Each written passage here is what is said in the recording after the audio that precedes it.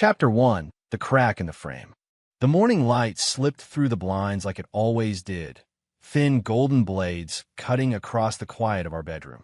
The alarm clock blinked 6:03 a.m. I woke up before it rang, the way I always did. Habit from years of service. Old soldiers don't need alarms. Our minds are wired to the dawn. Beside me, Lena stirred under the covers, her back turned. Her hair spilled over the pillow, dark, glossy, and tangled in the kind of way that used to make me smile. Used to. Lately, she'd been falling asleep late, sometimes after midnight, whispering into her phone in the hallway, saying it was just a work thing. I believed her. At least, I'd wanted to. "Morning," I said softly. She didn't answer right away. Just a faint hum, then a sigh. "Yeah, morning." No smile. No kiss. Just the sound of her bare feet padding across the hardwood floor. She headed straight for the bathroom, door closing behind her with a soft click. I lay there staring at the ceiling. The house was quiet, too quiet for a home with a 7-year-old. Maddie's giggles usually filled these mornings, but she'd stayed at my mom's overnight after a sleepover. The silence gave me time to think, and thinking was dangerous these days. I swung my legs out of bed, joints popping as I stood. My old knee injury flared, souvenir from Kandahar. I rubbed it absent-mindedly, glanced at the framed photos on the dresser. One of me in uniform, Lena holding Maddie at my homecoming ceremony. My medals gleamed in the picture, so did her smile. I used to think that smile could carry me through anything. Now, even the photo felt heavy with irony. Lena emerged 20 minutes later, wrapped in a towel, scrolling through her phone like I wasn't even there. "You're up early," she said. "Always am," I replied. She smirked faintly. "Right. Soldier mode." Her tone was teasing, but it carried a sting, like she was mocking the discipline she once admired. I tried to lighten the air. "You heading to work already?" "Yeah," she said, brushing past me toward the closet. "Big client today. Don't wait up for dinner." I frowned. "Didn't you say that yesterday?" She froze for a moment, then shot me a look over her shoulder. "Yeah, Logan, because my job doesn't run on your schedule. Some of us have to hustle to make a living." Her words hit harder than they should have. I worked long hours, too. Private security wasn't glamorous, but it paid the bills. "Didn't mean it like that," I muttered. She ignored me, pulling a navy blouse over her shoulders. Then came the perfume, new scent, sharp and expensive, not the floral one I'd given her last Christmas. I caught the name on the bottle. Midnight Ember. "You changed perfumes?" I asked. She didn't look up. "Yeah, wanted something different. It's strong." She paused just long enough to say, "Guess you'll get used to it," before heading downstairs. Her heels clicked across the tile floor. Each sound felt like a countdown, tick, tick, tick, to something I didn't want to admit was coming. I followed her into the kitchen. Coffee was already brewing, the rich smell cutting through the tension. She poured herself a mug, not offering me one. "I'm running late," she said, glancing at her watch. "You've been running late a lot." She turned sharply. "What's that supposed to mean?" I hesitated, meeting her eyes, brown, once soft, now guarded. "It means you seem distracted lately. Distant. Maybe I'm just tired, Logan," she said. "Maybe everything doesn't have to be some interrogation." I felt my jaw tighten. "I didn't," she cut me off, slamming her mug onto the counter. "God, you're impossible sometimes." Her voice echoed through the kitchen. Then just as quickly, she sighed and softened it. "Look, I'm sorry, okay? I just have a lot going on." "Yeah," I said quietly. "I get it." But I didn't. She kissed my cheek, a quick, empty gesture, and grabbed her purse. "Love you," she said over her shoulder. "Love you too," I murmured, but the words felt automatic, hollow. The door closed behind her. The sound lingered longer than it should have. For a while, I just stood there, staring at the half-finished cup of coffee she'd left behind. My reflection wavered in the dark surface, tired eyes, worn face, a man out of sync with his own home. I busied myself with chores, feeding the dog, straightening Maddie's toys, checking my work emails. Routine kept me sane, but something inside me kept replaying the morning like a tape on loop. The tone in her voice, the perfume, the way she didn't look back when she left. By 8 a.m., I was getting ready to leave for my shift when I heard it. A faint buzz from the kitchen counter. Her phone. Lena never forgot her phone. I froze, staring at it. The screen lit up again, vibrating against the marble surface. One new message. I shouldn't look. I knew that. But my gut, the same instinct that kept me alive overseas, told me otherwise. I stepped closer. The contact name read, RD message preview. Can't stop thinking about last night. Time slowed. My throat went dry. Another buzz followed. You made me crazy, baby. Text me when he's gone. I felt something cold spread through my chest, part fury, part disbelief. I didn't touch the phone, didn't scroll, didn't unlock it. Just stared at those words until the screen went dark again. For a moment, I couldn't move, couldn't breathe. Then, slowly, I reached for the edge of the counter, gripping it to steady myself. Outside, the neighborhood was waking up.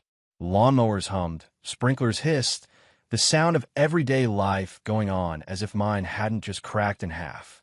I looked toward the doorway where Lena had stood just minutes earlier, smiling, lying, pretending. I exhaled shakily and whispered to the empty room, not yet, because old soldiers don't panic. We observe, plan, and wait for the right moment to strike. He doesn't confront her. Not yet. The slow burn begins. Chapter 2. The Stranger in Blue. It started on an ordinary Tuesday evening, the kind of calm suburban night that lulls you into thinking everything's fine when it isn't. The sun was dipping low, painting the cul-de-sac gold, when Lena walked in with a man I'd never seen before. He wore a dark blue dress shirt rolled neatly to his elbows, a badge clipped to his belt, and a grin that said he was used to being admired. Confident, relaxed, like he owned whatever space he entered. Logan, Lena said, her voice a little too cheerful. This is Detective Ryan Davis. We met at yoga. He's helping me with that traffic ticket situation I told you about. I hadn't heard a word about any ticket. Detective, I said, offering a hand.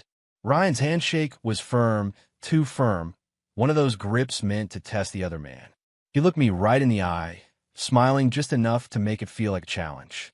Good to meet you, soldier, he said, glancing at the framed photo of me in uniform on the wall. Army, right? Was, I replied. Private sector now. He chuckled, leaning casually against the counter. But it's hard going from command and combat to office life. But hey, someone's got to keep things safe around here. His tone was light, but the jab landed. Lena didn't seem to notice, or maybe she pretended not to. She laughed at something he whispered, that breathy kind of laugh she hadn't used with me in months. So, I said, forcing calm, traffic ticket, huh? That's serious? Just a misunderstanding, Ryan said before she could answer. She was supposedly speeding through a school zone, but I'm helping her sort it out. You know how messy paperwork can get. Lena smiled at him, then at me. He's been a big help, Logan. I didn't want to bother you with it. Bother me, right? That's what husbands are for, getting in the way of other men helping their wives. I nodded. Appreciate you looking out for her, detective. Ryan, he corrected. Detective sounds too formal. We're all friends here. The air between us thickened. I watched him glance toward Lena as she turned to pour coffee, his eyes tracing the small of her back in a way that made my stomach twist. She handed him a mug. Milk, no sugar, right? He grinned. You remembered. That hit me harder than I expected. Remembered. How many conversations had they shared that I wasn't part of? Ryan looked around our kitchen like he was assessing a crime scene. Nice place you got here. Cozy. Must be great for a family. It is, I said flatly. We built it together. Ah, he said, that grin tightening. Teamwork. Always important in a relationship. Lena blushed. Blushed. I'd seen her cheeks turn red like that in our first year together, back when we couldn't stop touching each other. Now it was for a man she'd known 2 weeks. The rest of the conversation was polite but sharp-edged. When he finally left, I stood at the window watching his car pull away. A black Dodge Charger. Loud engine, tinted windows. The kind of car that screamed authority and arrogance. Lena came up behind me. You okay? Yeah, I said. He's quite the personality. She smiled faintly. He's harmless, Logan. You're reading too much into it. Maybe I was, but my gut told me I wasn't. The next weekend, the neighbors hosted a barbecue. One of those loud beer and music afternoons where people pretended their lives were perfect. I was manning the grill when I heard his voice again, smooth, confident, unmistakable. Hey there, soldier. Mind if I grab a burger? Ryan Davis, dressed in jeans and a fitted t-shirt, badge glinting casually on his belt, like he needed everyone to know who he was. Lena was with him, of course. She looked surprised, but not enough. Didn't know you were invited, I said, flipping a burger a little too hard. Wasn't, he replied easily. Lena texted me the address. Said I should stop by. Lena gave me a quick, nervous smile. I thought it'd be fine, Logan. He lives nearby. Ryan chuckled, picking up a beer. Relax, man. I'm just here to enjoy the food, not write any tickets. He mingled like he'd been part of the neighborhood for years, shaking hands, laughing loudly, charming everyone in sight. But his attention always drifted back to Lena. Every time she spoke, he leaned closer.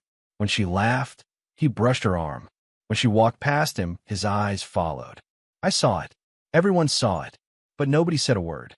At one point, he joined me by the grill, sipping his beer. You've done your duty? Huh, he said with that lazy grin. Served your country. That's respectable. Yeah, I said, tongs clenching in my hand. Something like that. He took another sip. Must be tough, though. Coming home, finding your place again. Guys like us, structured, disciplined, we struggle when the world stops needing us. I looked him dead in the eye.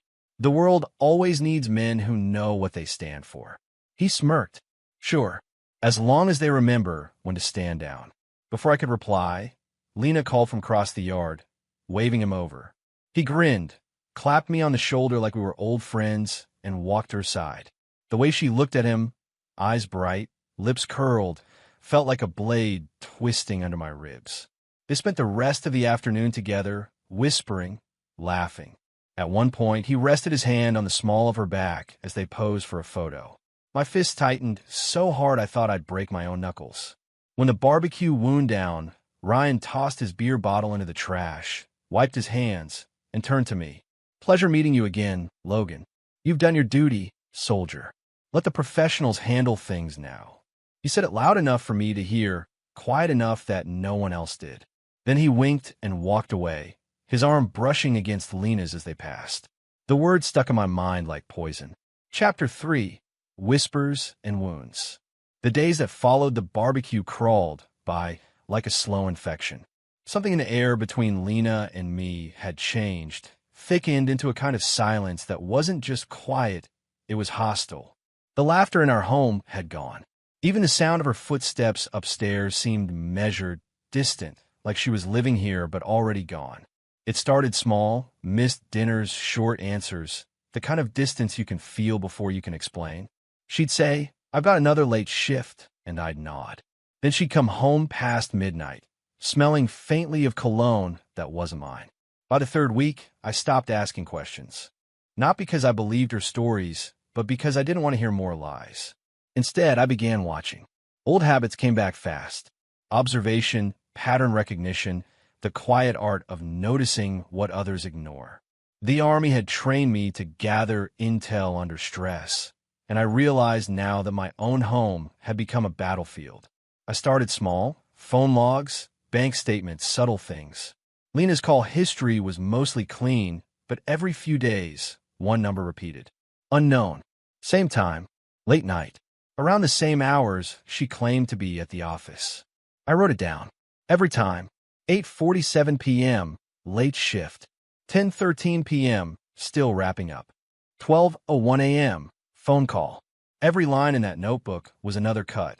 Then there were the clues she didn't even try to hide. New clothes that appeared overnight. A bottle of red wine in the trash when she'd sworn she was too tired to drink.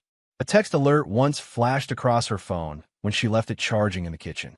RD, miss you already. That name again. RD, Ryan Davis.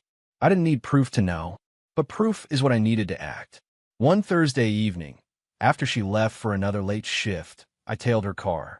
My black pickup stayed several lengths behind her silver sedan, lights off as I followed through the edge of town. The night air was cool, the sky thick with clouds, good for staying unseen. She drove straight past her office building. Didn't even slow down. My pulse steadied, the way it used to before an operation. The mission part of my brain switched on, no emotion, just focus. She turned down a narrow road toward the outskirts, where the old Riverside Motel still flickered its neon sign. Vacancy. I parked down the block and waited. Minutes passed. Then, headlights swept across the lot. Ryan's black Dodge Charger. Even from the distance, I recognized the car. Sleek, arrogant, out of place in a cheap motel parking lot. He parked beside her sedan. She got out, laughing, hair pulled back, coat fluttering in the breeze. He stepped out too, smiling, confident, that same damn smirk I'd seen at the barbecue. They didn't go straight into a room. They stood close, whispering, her hand brushing his arm. When he leaned in to kiss her, she didn't hesitate. I didn't take a photo. Didn't need one. The image was carved into me already. But something else caught my eye, a red scarf hanging from his rearview mirror. Hers. I'd given it to her last winter. The sight of it there made my stomach twist. I sat there for 10 more minutes, gripping the steering wheel until my knuckles turned white. Then I drove away. No confrontation. No yelling. Just the hum of the engine and the sound of my heart pounding like gunfire in my ears. Back home, the house was dark, cold, silent. I opened my notebook again, wrote it all down. The date, the time, the place, every detail, every betrayal.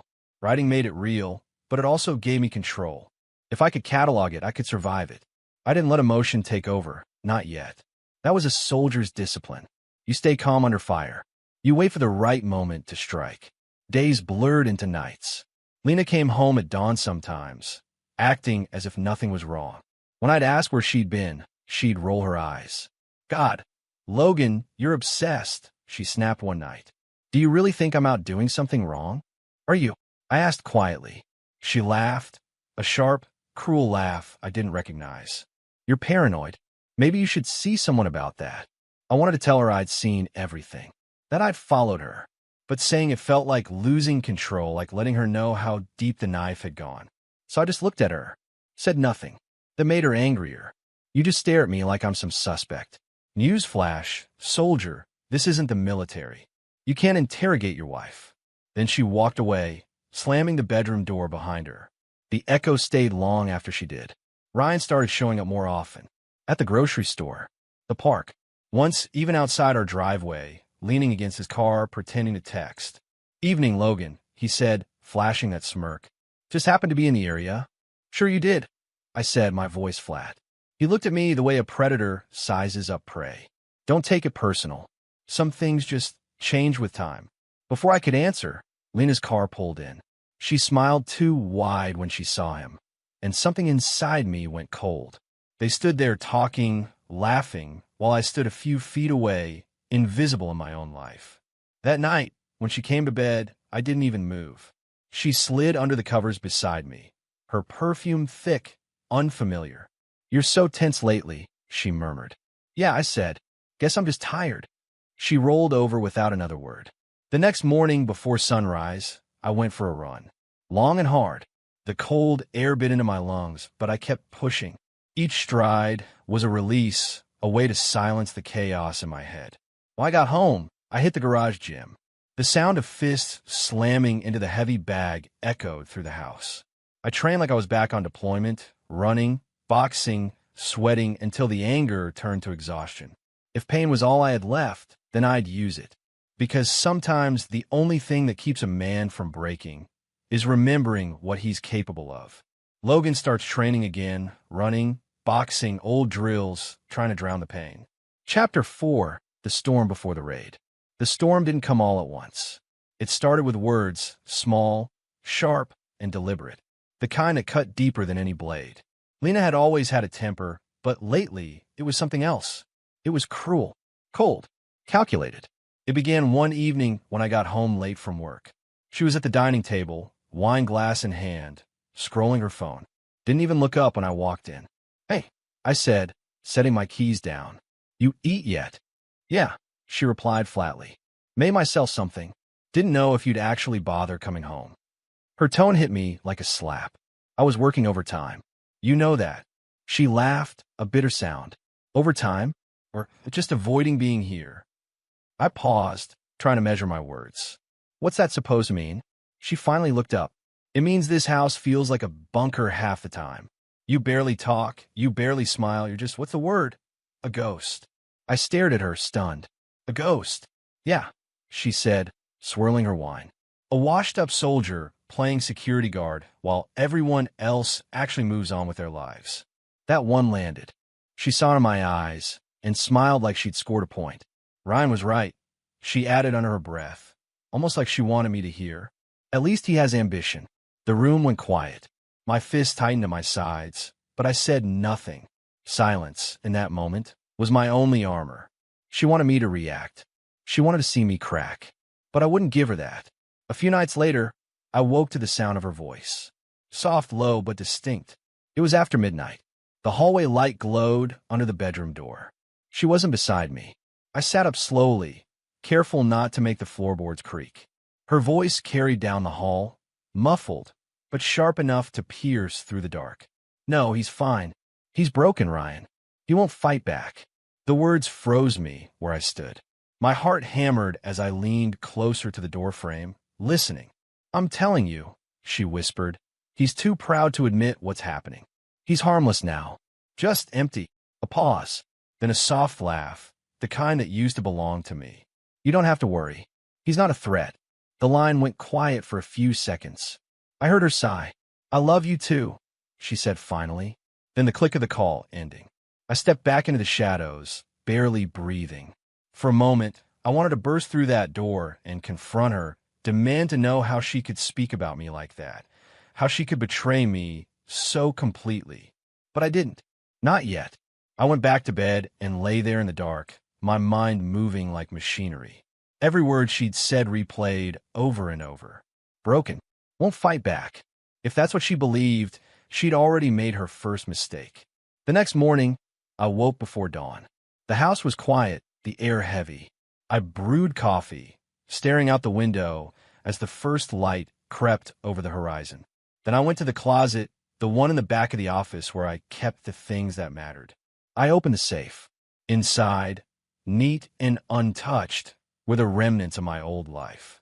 My service medals, commendations, discharge papers, and a few photographs that reminded me who I used to be. I laid them out on the desk one by one. Each piece felt like a fragment of a man I'd buried too soon. Then I took out the small black notebook I'd been keeping, every late night, every lie, every date and time. I added one more line. Confirmed phone call, 0.43 hours. He's broken, Ryan.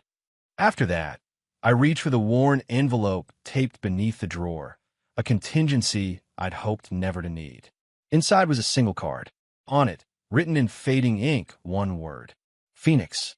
No address. No rank. No explanation. Just that name. I held it between my fingers for a long time. The memory of a voice, deep, calm, deadly efficient, echoed in my head. If you ever need to disappear, or if the war finds you again, call me. I slipped the card into my wallet. Then I gathered my medals and documents, wrapped them in a waterproof bag, and stored them under a loose floorboard in the garage. Years of training taught me one thing. When you're surrounded, you prepare for extraction before the ambush begins. That night, Lena didn't speak to me. She sat on the couch, texting with that same secretive smile. I didn't ask who it was. I just watched, memorizing everything, the angle of her phone, the time, her reflection in the window. Because a man who knows he's being hunted doesn't panic. He plans. And that's exactly what I was doing. Foreshadowing begins. A man pushed too far, but holding his cards close.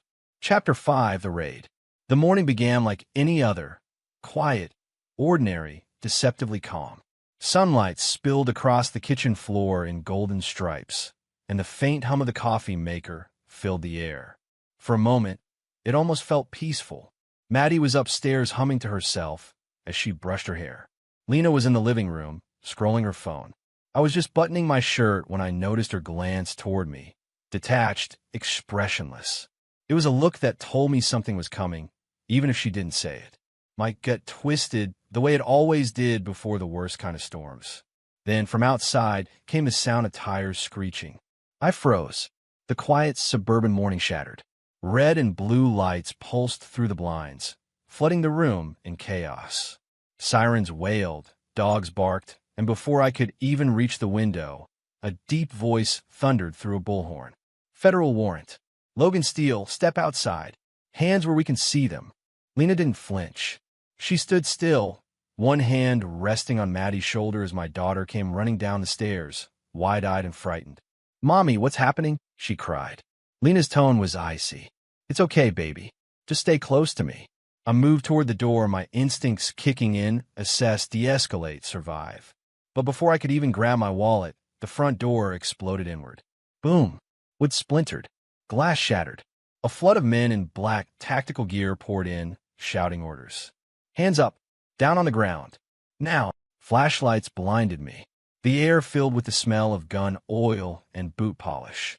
My heart pounded, not from fear, but from disbelief. "What the hell is this?" I shouted, hands raised. Ryan Davis stepped through the chaos like he owned it. Dressed in full SWAT armor, helmet off, his face carried that same smug grin I'd come to hate. "Morning, soldier," he said smoothly, his rifle slung across his chest. "Long time no see."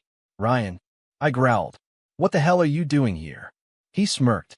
"Executing a federal warrant." "You've been a naughty boy, Logan." I stared at him, disbelief turning into rage. What?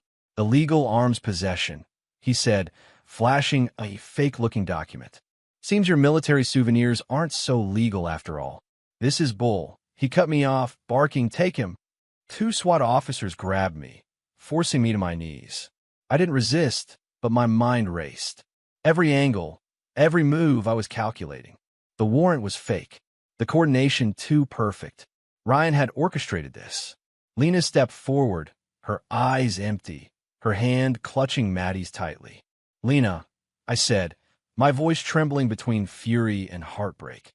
"You're really going along with this?" She didn't answer. She just stared down at me, her lips curling into something cruel.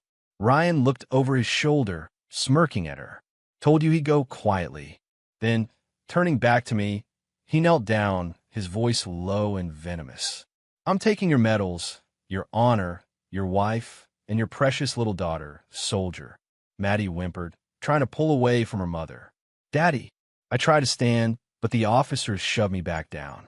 "Stay down," one of them barked. Ryan chuckled, shaking his head like he pitied me. "You really thought you could hide behind that hero act forever, didn't you? The good old American soldier, broken and forgotten." He turned to Lena. "You were right about him." That's when she spat. "Right on my uniform, right over the patch that bore my name and rank. He's a washed-up coward." The words burned worse than any wound I'd ever taken in combat. My own wife, spitting on the man who'd built her a life, a home, a family. Ryan laughed, standing tall. "Cuff him, boys. Let's put this hero in chains." Cold metal clamped around my wrists. I kept my head down, breathing slow, eyes focused on the floor. I'd faced ambushes, interrogations, near death, but nothing compared to this. The betrayal, the humiliation. Maddie was crying now. Calling my name as Lena pulled her away. "Mommy, stop. He didn't do anything." Lena ignored her, whispering something I couldn't hear. I looked up at Ryan. He was watching me, savoring the moment like a man tasting victory. That was his mistake, because what he saw kneeling before him wasn't a defeated man, it was a patient one. I straightened slowly, ignoring the hands gripping my arms. My voice dropped to a calm, lethal whisper. "You boys have no idea who you're putting hands on." And in that instant, the house went silent. Chapter 6, One Call. The cuffs bit into my wrists as Ryan strutted back and forth in my living room like a conquering hero. The SWAT team had torn through my home, medals ripped from the wall, drawers overturned, photo frames shattered on the hardwood. My daughter's drawings lay trampled beneath their boots. Ryan's smirk was wider than ever. "You see, Lena, justice always catches up eventually," he said, his voice oily with satisfaction. "Even for America's golden boy." Lena didn't answer. She stood near the kitchen counter, arms crossed, avoiding my gaze. Her eyes were red, but her face was stone. She had made her choice. One of the officers pressed a hand on my shoulder, shoving me down into a dining chair. Ryan leaned closer, his voice dripping arrogance. "Any last words, soldier?" I lifted my eyes to meet his, steady, unreadable. "Yeah," I said evenly. "I want my phone call." Ryan blinked, then snorted a laugh. What is this, a movie? You think you get a phone call? It's my right, I said, voice calm, unshaken. Even under your fabricated warrant. That hit him. His jaw twitched, a flicker of irritation cutting through his cocky grin. Fine, he said finally, signaling to one of his men. Give the Boy Scout his call. Let's hear who he cries to. They dropped my phone onto the table in front of me. My hands were still cuffed, so Ryan leaned over mockingly, holding the device up like I was a child. Go ahead, hero. Call whoever you think can save you. He was expecting desperation, maybe a lawyer, maybe a buddy from work. He wasn't ready for what came next. I took a deep breath, the kind I hadn't taken since my last deployment. When I spoke, my voice was no longer that of a broken husband or a cornered man. It was the voice of Sergeant Logan Steele, Task Force Viper, the one they used to call Ghost Line. Dial Phoenix, I said. Ryan raised an eyebrow. Phoenix? What's that? Your code name for your therapist. The others laughed. Lena even smiled faintly, a cruel little twitch at the corner of her mouth. But then the line clicked. A single word came through the speaker, distorted, gravelly, unmistakably military. Authenticate. The room went still. Even the air seemed to hold its breath. Ryan frowned. What the hell? Echo. Bravo. 6. Niner. Steele. I said, my tone steady, rehearsed. Initiate fallback protocol. I've been compromised. There was a short pause on the line. Then a calm voice replied. Confirmed. Stand by, Ghost Line. Ryan's expression faltered. Who is that? He demanded. But I didn't answer. My eyes locked on his as I spoke the final words into the phone. This location is burned. Full containment. Execute Delta Sweep. A metallic click. The line went dead. For a moment, nobody moved. The only sound was the hum of static from the dead phone line. Ryan finally scoffed, forcing a laugh to break the tension. Nice act, soldier. Who'd you just call, huh? The Avengers? The officers chuckled uncertainly, but there was something off in the air now, something they couldn't name. The laughter sounded hollow. Get him outside, Ryan barked, suddenly irritated. I'm done wasting time. They dragged me to my feet, pushing me toward the front door. My boots scraped against the floor, stepping through the wreckage of my own home. I glanced once at Lena. She turned her face away. Outside, the sirens had stopped. The neighbors were gathered behind police tape, whispering, filming. Maddie wasn't in sight, probably taken somewhere safe. My chest tightened. Ryan followed close behind, his voice low in my ear. You think some phone call's gonna save you? You're finished, Steele. You don't have a life anymore. You don't have a wife. You don't have a daughter. I didn't answer. I just looked down the long suburban street, quiet, too quiet. They shoved me into the back of a police SUV. Ryan slammed the door shut and tapped the roof, laughing as he walked toward his own vehicle. Enjoy the view, soldier. It's the last sunrise you'll see as a free man. He turned his back, talking with his men, checking his gear. But something in his posture changed, the confidence slipping, replaced by a subtle unease. Because at the far end of the cul-de-sac, past the line of police cruisers and curious onlookers, a convoy of black SUVs had appeared. Unmarked, tinted, silent. They didn't belong to local law enforcement.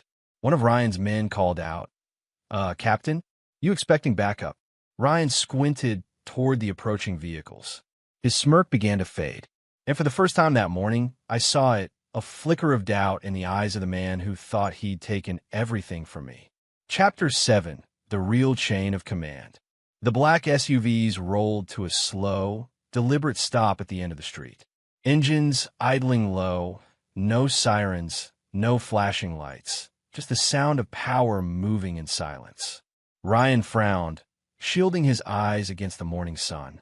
Who the hell are they? He muttered. No one answered. Even his SWAT officers shifted uneasily, gripping their rifles tighter. Something about the convoy didn't fit.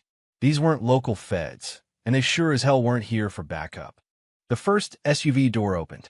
A man in a dark gray suit stepped out, tall, expression unreadable behind black sunglasses.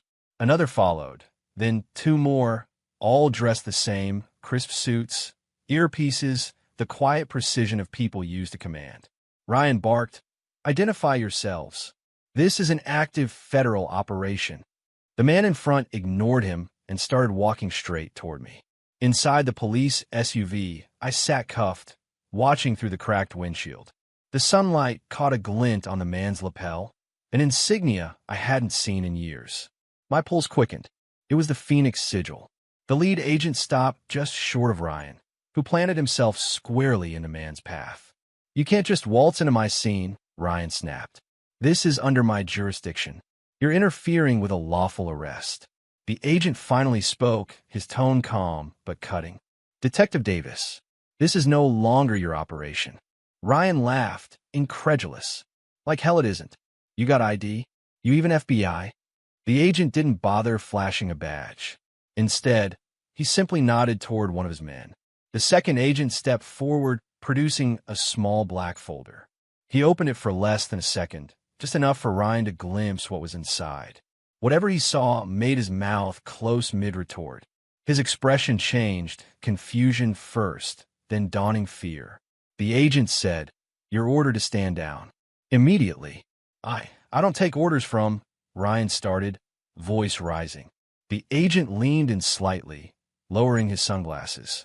His eyes were the kind you didn't argue with. "You do now." Around us, the air shifted.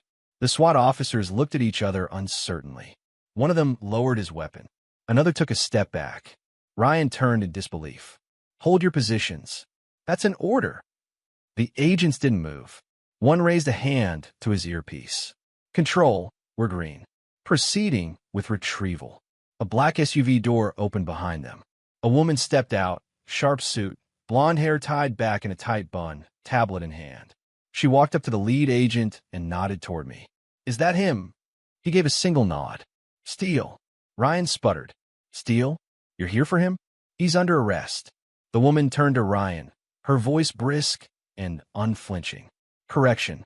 He was under false arrest. Your warrant was fabricated and improperly logged. Your unit is hereby relieved of duty." Ryan's face flushed red. "You can't do that."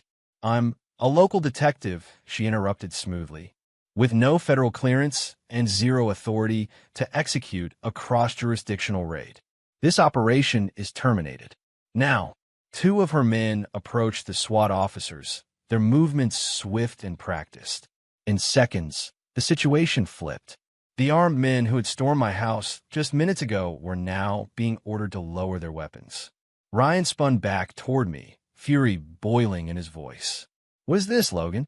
Who the hell are these people?" I looked him dead in the eye. "Chain of command, detective. The real one." The rear door of the SUV opened, and the lead agent gestured for me to step out. "Mr. Steele," he said respectfully, "you're free to go." One of the agents unlocked my cuffs. The moment they clicked open, I rubbed my wrists, the skin raw, but my composure unbroken. Ryan stormed up, shouting, "You can't just take him. He's a suspect." The agent turned to him, his tone final. "Mr. Steele is not a suspect. He's under our protection." Lena, who had been standing by the porch with Maddie, froze. The color drained from her face. "Under your protection?" she whispered, barely audible. The woman agent turned to her, gaze impassive. "Mrs. Steele, your husband's clearance is classified at a level you wouldn't understand. You've made a grave mistake." Lena's lips trembled. I didn't know." "No," I said quietly, stepping closer. "You never cared to." Ryan stood there, jaw tight, rage simmering behind his eyes as the agents formed a perimeter around me. "This isn't over, Steele," he hissed. The lead agent looked at him. "For your sake, detective, it should be." The convoy doors opened in unison. I slid into the back seat of the central SUV, the door closing behind me with a dull thud that felt like a full stop to the chaos. Through the tinted glass, I watched as Ryan argued with the agents, his voice rising, his power slipping through his fingers. Lena stood in the yard, face pale and empty, realization sinking in like poison. She had chosen the wrong man to betray, and now she knew it. Chapter 8. Ashes of the Home. The scene outside my home had turned from chaos to Judgment Day. Red and blue lights faded against the black SUV's matte finish. The SWAT officers stood disarmed, their weapons confiscated. Ryan was still shouting, his voice cracking with panic as two federal agents pinned him against his own cruiser. "You don't know who you're dealing with," he barked, twisting against the cuffs. "Actually," the lead agent replied coolly, "we do. You're a detective who forged a federal warrant and impersonated a Homeland liaison. That's 10 years minimum." Ryan's protests grew weaker as they recited his rights. The swagger that had once filled his every move drained away, replaced by sweat and disbelief. You can't arrest me. Lena, tell them. Tell them I was just doing my job." His voice broke on her name. Lena stood a few feet away, arms crossed over her chest, as if holding herself together. Her mascara ran in thin black trails down her cheeks.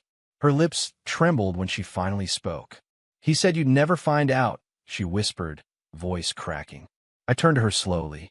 The air between us was heavy, thick with the smell of gunpowder and betrayal. "And you believed him?" She shook her head desperately. "Logan, please, you have to understand," I thought. I cut her off with a look. I didn't need to hear another lie. I'd spent months drowning in them. Every late night, every hushed phone call, every cent that wasn't mine, this was the culmination. Lena took a hesitant step closer. I was scared. You were always distant, quiet, stuck in your own head. Ryan made me feel seen. Her words were knives, every one twisting deeper. "And now?" I asked softly. Her breath caught. She looked around, the agents, the neighbors watching, Ryan being shoved into the back of a federal vehicle. And for the first time, I saw her understand the depth of her mistake. "Logan, I'm sorry. Please don't take Maddie away from me." I didn't answer. I couldn't. The part of me that once wanted to fix things, to reason, to forgive was gone. All that remained was silence. One of the agents approached quietly, holding out a clipboard. "Mr. Steele will handle the legal side of this. You're cleared. Your property will be secured, but we'll need to run forensics on the scene." I nodded. "Do what you have to." He hesitated, studying me for a moment. "If I may, sir, you handle that with restraint most men wouldn't."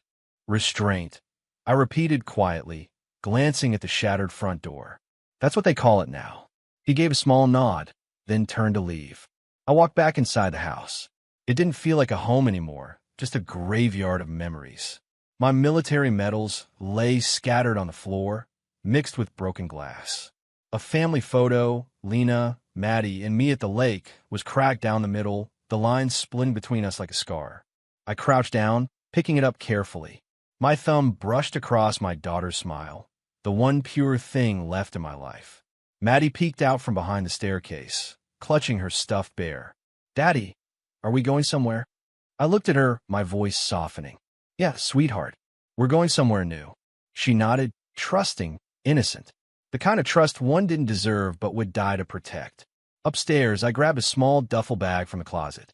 Clothes for me and Maddie. Her favorite storybook. The photo of my unit from our last deployment. Nothing else. The medals stayed where they were. They didn't mean much now, symbols of loyalty, honor, brotherhood, all things that had no place here anymore. As I zipped the bag shut, Lena appeared in the doorway. Her voice broke. "Logan, please don't go. We can fix this. I'll tell them everything. You already did," I said flatly. "You told them who I was, what I wasn't. You sold out the one man who'd never hurt you." Tears streamed down her face as she fell to her knees. "I didn't know what I was doing. Ryan said you were dangerous, that you had secrets." I stopped in front of her, the duffel slung over my shoulder. "He was right about one thing," I said quietly. "I do have secrets. The difference is I know how to keep them." Her breath hitched. "Logan, please, I love you." I stepped past her without looking back. Outside, the agents were already pulling away with Ryan in custody. Neighbors whispered from their lawns, phones out, capturing a story they'd never understand. Maddie ran to me, her small hand slipping into mine. "Are we leaving Mommy?" she asked softly. I knelt to her level, brushing a strand of hair from her face. "For now, baby. Just for now." Lena stumbled out onto the driveway as I opened the car door. "You can't take her. She's my daughter." I turned, eyes steady, voice cold as steel. "No, Lena. She's our daughter, and she deserves better than this." She reached out as if to grab my arm, but I stepped back, shaking my head. "Goodbye, Lena." Her scream followed us as I pulled away, raw, desperate, echoing off the ruined walls of the home we'd built together. In the rearview mirror, I saw her collapse onto the pavement, clutching the empty air where Maddie's hand used to be. The house shrank behind us, swallowed by distance and sunlight. All that was left of that life was ashes. Chapter 9. Reconstruction. 6 months later, the man staring back at me in the mirror was a stranger, older, quieter, and made of edges that hadn't been there before. The beard had grown and rough, streaked with gray. The eyes looked harder, like someone who'd seen too much and stopped trying to forget it. But the difference wasn't just on the outside. Something deeper had changed, something that couldn't be repaired. The nightmares had faded, but the silence after them lingered. The kind of silence that made you question whether peace was just another form of numbness. I now lived in a quiet town in northern Colorado, tucked between the mountains. It wasn't much, a small cabin near a lake, a gravel driveway, and a patch of sky that stayed open and clean. Maddie loved it. She'd learned to ride her bike here, chasing the wind through pine needles and morning fog. By day, I worked again, not for anyone else, but for myself. After the fallout, word got around through old contacts. I started taking contracts, training private security units, veterans, ex-law enforcement, even corporate bodyguards who thought they knew what loyalty meant until I showed them what it really looked like. I drilled them in discipline, control, respect, the very virtues that had once defined my marriage before they'd been turned into weapons against me. Loyalty, I told them during one session, isn't blind trust. It's a choice you make every day, knowing it can destroy you, and choosing it anyway. They'd listen, nodding, some understanding, some pretending to, but no one ever asked where that lesson came from. Maybe they could see it in my eyes. When the sun went down and the recruits left, I'd stand in the training field alone, the dry earth beneath my boots, the wind whispering through the mountains. I closed my eyes and let the quiet wash over me. It wasn't peace exactly, but it was close enough. Inside the cabin, Maddie's laughter always broke the stillness. She was growing fast, tougher than I'd expected. The innocence in her had taken hits, sure, but kids are resilient. She didn't cry for her mother anymore, not like she used to. Still, some nights the questions came. That evening, the fire crackled low in the hearth. Maddie sat cross-legged on the rug, coloring in one of her sketchbooks. I was at the table, sorting through some old paperwork for my next training contract. The smell of wood smoke and cocoa filled the room. "Daddy," she said quietly. I looked up from the files. "Yes, sweetheart." Her pencil paused. She didn't look at me right away. "Will Mommy ever come back?" The question hit harder than I expected. For a long moment, all I could do was stare into the fire. The orange glow danced against the walls, flickering over framed photos, just her and me now. I walked over and knelt beside her. "Come here," I said softly. She crawled into my lap, small and warm, her head resting against my chest. "What made you ask that?" I said. She shrugged. "Some of the kids at school, they have both parents. I just wondered if Mommy might come see us one day." I took a deep breath, brushing her hair back. "Sweetheart, sometimes people make choices they can't take back. And sometimes," I hesitated, choosing the words carefully, "sometimes you don't want them to." She looked up at me with those same blue eyes that used to belong to Lena, those softer, kinder. "You mean you don't want Mommy to come back?" I managed a small smile. "Some things, sweetheart, you don't want back." She thought about that for a while. Kids have a way of accepting hard truths more easily than adults do. She nodded slowly, then turned back to her drawing. A minute later, she said, "I like it better here anyway." I kissed the top of her head. "Me too, kiddo." When she went to bed, I stepped outside onto the porch. The night air was cool, crisp. The lake reflected the stars like a broken mirror.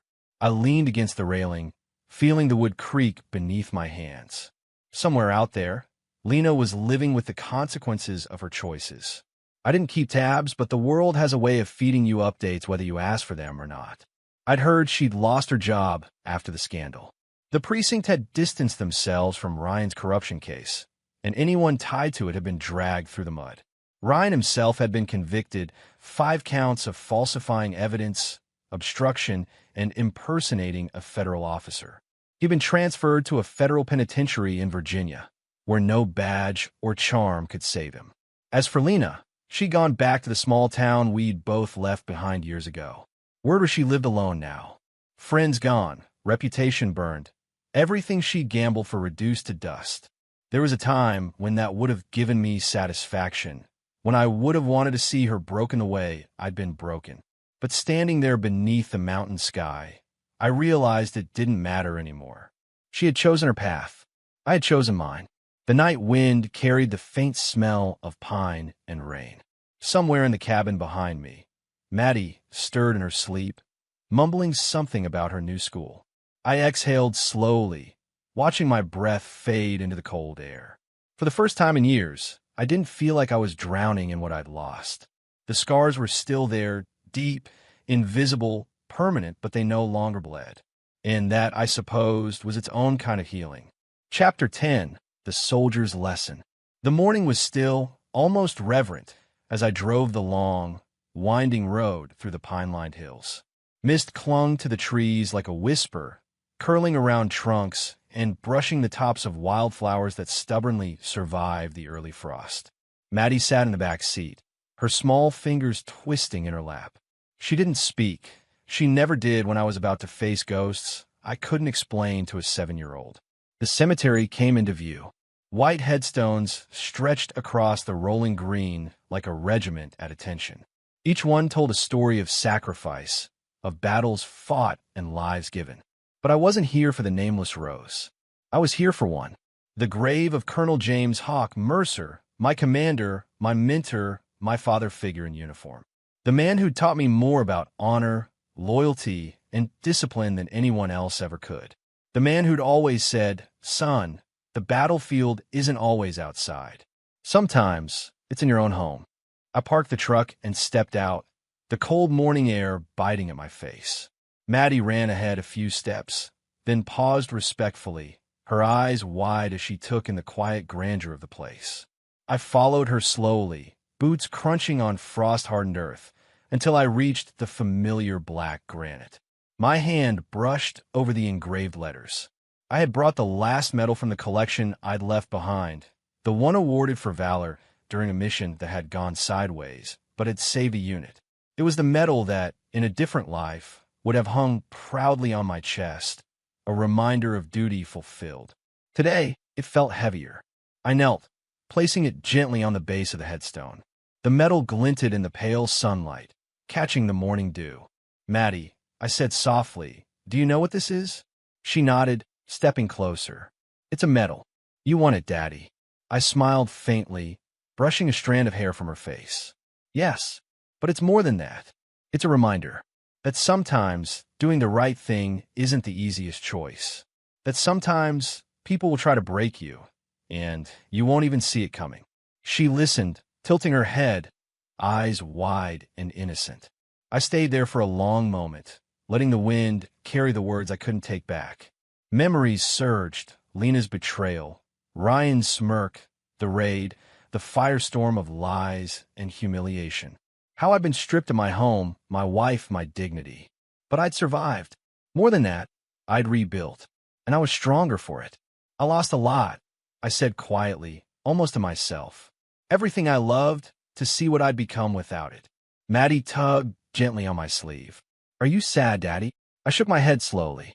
"No, kiddo. Not sad anymore. Just aware." I placed a hand on her small shoulder. Sometimes, the lesson is harsher than the pain. But the lesson is what matters. It reminds you who you are. I stood, looking down at the medal and the name engraved in the stone. Colonel Mercer would have smiled at the irony. Me, learning my hardest lesson not on a battlefield overseas, but in the quiet violence of betrayal and loss at home. I took a deep breath, letting the crisp air fill my lungs. "They took everything I loved to see what I'd become without it," I said, voice steady, measured. "Turns out I didn't need saving, I needed reminding." Maddie's hand found mine, small and warm, tugging gently as if to anchor me to the present. I squeezed back, letting her feel the weight of trust and protection. We walked away together, boots crunching softly on the frosted grass. The dawn stretched across the horizon in muted oranges and pinks, painting long shadows that reached out like quiet soldiers at attention. Behind us, the black granite gleamed under the rising sun, the metal catching the first rays, a silent testament to courage, discipline, and endurance. As we reached the gravel road, Maddie skipped slightly, humming a tune she had made up herself. I smiled faintly, feeling something I hadn't in months, a faint, fragile sense of hope. The wind whispered through the trees. Somewhere in its swirl, I imagined Colonel Mercer's voice again, firm but kind. "You've learned well, soldier. Now walk forward with your head high." I glanced down at Maddie, then out at the horizon. For the first time in a long time, I wasn't thinking about what had been lost. I was thinking about what still remained. The road ahead was uncertain, long, and lined with choices. But with her hand in mine and the lessons of the past etched deep into my heart, I knew I would never walk it blindly again. And as the sun rose fully, painting the sky in fire and gold, I stepped forward, carrying the weight of the past and the promise of tomorrow. The camera pans out. Logan walks away under dawn light, Maddie's hand in his. A haunting, powerful ending.